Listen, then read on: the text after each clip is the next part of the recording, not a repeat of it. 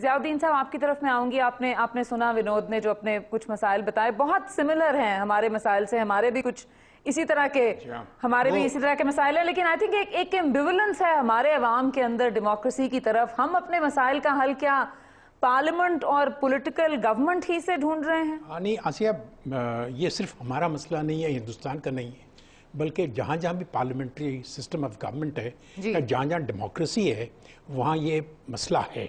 देखिए, डेमोक्रेसी से बेहतरीन कोई सिस्टम नहीं है गवर्नेंस का जी।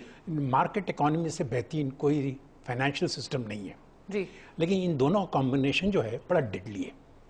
इस कॉम्बिनेशन में आप जब ये दोनों ऑपरेट कर रहे हैं साथ साथ, तो आप करप्शन को एलिमिनेट नहीं कर सकते, टोटली एलिमिनेट नहीं कर सकते। आप देखें अमेरिका जैसे मुल्क में लॉबी सिस्टम जो है, it is the highest form of corruption.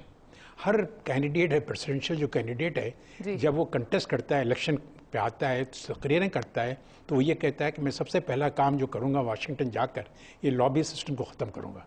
लेकिन मतलब जब वो पहुँचते हैं वहाँ पर तो वो हालात कुछ ऐसे होते हैं कि वो ये नहीं। अभी देखें ब्रिटेन में पिछले साल 2 साल पहले एक्सपेंसेस के सिलसिले में कितनी करप्शन की बातें सामने आई हैं। अभी हैकिंग के सिलसिले में, टेलीफोन हैकिंग के सिलसिले में, हालांकि मीडिया भी वहाँ पर निकला, करप्ट निकला, वहाँ की पुलिस करप्ट निकली, वहाँ के सियासतदान भी करप्ट निकले। तो ये यानी मार्केट इकोनॉमी और जो डेमोक्रेसी का कॉम्बिनेशन, और हमारे यहाँ भी मसला यही है कि लेकिन ओवर द लास्ट एटलीस्ट 15-20 साल में दुनिया में जहाँ जहाँ बिग बिजनेस है उसने पॉलिटिकल पार्टीज को टेक ओवर कर लिया है। अभी देखिए ये जो रिसेशन दुनिया में जो रिसेशन है, ये बैंकिंग फेलियर जो हुए हैं, वो रेगुलेशन नहीं चाहते, और चूंकि रेगुलेशन नहीं चाहते तो पॉलिटिकल पार्टीज कुछ कर नहीं पाते। ज़ियाउद्दीन साहब, ये तो जरा एक ग्लोबल आप सिनारियो दे रहे हैं। मैं इस सिलसिले में बात कर रही हूँ कि पाकिस्तान के अंदर जो ब्रेक डाउन ऑफ डेमोक्रेसी हुआ बारहा, और हमारे यहाँ पे अवाम की कम अज कम वो जिसे कहिए वो कमिटमेंट नहीं है डेमोक्रेसी के लिए शायद, या जब गवर्नमेंट परफॉर्म नहीं करती तो वो कुछ मजीद वीकन हो जाती है। सो हम अपने मसाइल का हल इस वक्त किसको वो जो करप्शन का जो एलिमेंट है उसको इस्तेमाल करके अयूब खान से लेते हुए हर चीफ ऑफ स्टाफ ने, जिसने भी टेक ओवर करना था उसने कहा कि करप्शन, ये सियासतदान बड़े करप्ट हैं और मैं इनको सबको सही कर दूंगा। और आने के बाद सबसे ज़्यादा करप्शन वही मिलिट्री गवर्नमेंट करती है। ये करप्शन जो है वो एक ऐसा फैक्टर है, उसको इस्तेमाल, अच्छा माइंडसेट जो पब्लिक का जो है ना, ये चेंज करते हैं। ये मिलिट्री गवर्नमेंट जब आती हैं तो वो माइंडसेट चेंज कर देते हैं कि भाई देखो हमारी हुकूमतों में तो एकदम टोटली ग्रेवयार्ड की पीस रही है, हर चीज़ जो है ना ठीक ठाक चलती रही, परेड ग्राउंड की तरह वो सिस्टम चलता रहा। और ये देखें ये कितनी शोर शराबे हो रहे हैं, लोग मर रहे हैं, स्ट्राइक्स हो रहे हैं, और ये सियासतदान कंट्रोल नहीं कर सकते, इनको गवर्नेंस नहीं आती, इसलिए हम फिर आते हैं। तो ये करप्शन का मसला जो है यहाँ भी है, बहुत मसला है। और ये पब्लिक की माइंडसेट भी इन्होंने चेंज की हुई है। यानी आज भी हमारी भी पब्लिक जो है ना, बजाय इसके कि गवर्नेंस पे बात करे, गवर्नेंस कौन करता है? गवर्नेंस के लिए गवर्निंग इंस्ट्रूमेंट ऑफ गवर्नेंस होती है, जिसमें सिविल सर्विस होती है, पुलिस होती है, फौज होती है, जुडिशरी होती है। ये चारों अदारे रॉटन हो चुके हैं, दे हैव बीन पॉलिटिसाइज्ड, और पॉलिटिकल गवर्नमेंट्स और मिलिट्री गवर्नमेंट दोनों ने इसको इस बुरी तरह से एक्सप्लॉइट किया है कि अब ये जो रॉटन में जो इंस्ट्रूमेंट्स हैं, इसको इस्तेमाल करके कोई गवर्नमेंट, अच्छी से अच्छी हुकूमत भी कुछ नहीं कर सकती। तो they have to be reformed, these institutions have to be reformed. ये करप्शन की तरफ जो नज़र डालते हैं ना लोग, ये मुझे लगता है कि ये गलत है। Focus should not be on corruption, focus should be on the instrument of governance. इनको रिफॉर्म करना चाहिए पहले। सो हमारी जो आवाम है वो किसकी तरफ देख रही है इस वक्त कि वो इसको मसले का हल करें?